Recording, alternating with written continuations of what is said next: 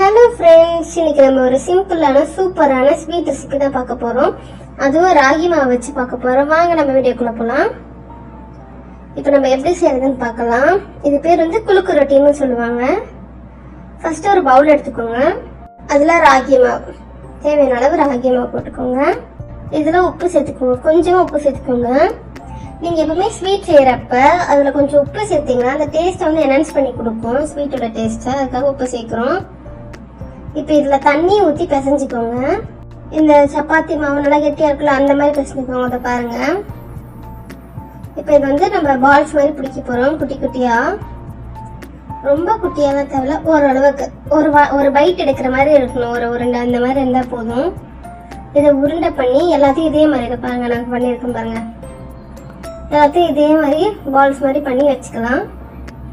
இப்போ அந்த பால்ஸ் மாதிரி பண்ற இதுக்குள்ளேயே நம்ம வெள்ளத்தை தண்ணி ஊற்றி கரைச்சி வச்சுக்கலாம். வெள்ளம் வந்து அந்த பாகு பதம் அதெல்லாம் வரணும்னு இல்லை, வெள்ளம் ஃபுல்லாக கரையணும்.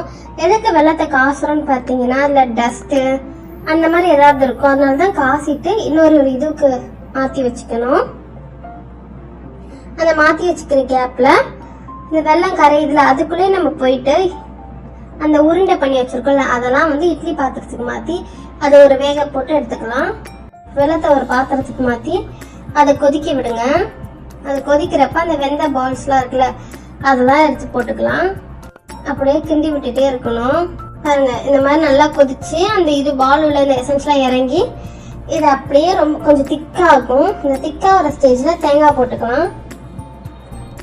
தேங்காய் போட்டு கலர்னா அவ்வளோதான், நம்ம குலுக்கு ரொட்டி ரெடி ஆயிடுச்சு.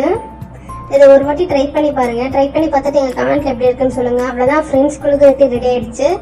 இந்த ரெசிபி உங்களுக்கு பிடிச்ச எங்கள் சேனலுக்கு லைக் பண்ணுங்க, கமெண்ட் பண்ணுங்க, ஷேர் பண்ணுங்க, சப்ஸ்கிரைப் பண்ணுங்க. தேங்க்யூ. வேற ஒரு வீடியோவில் பார்க்கலாம்.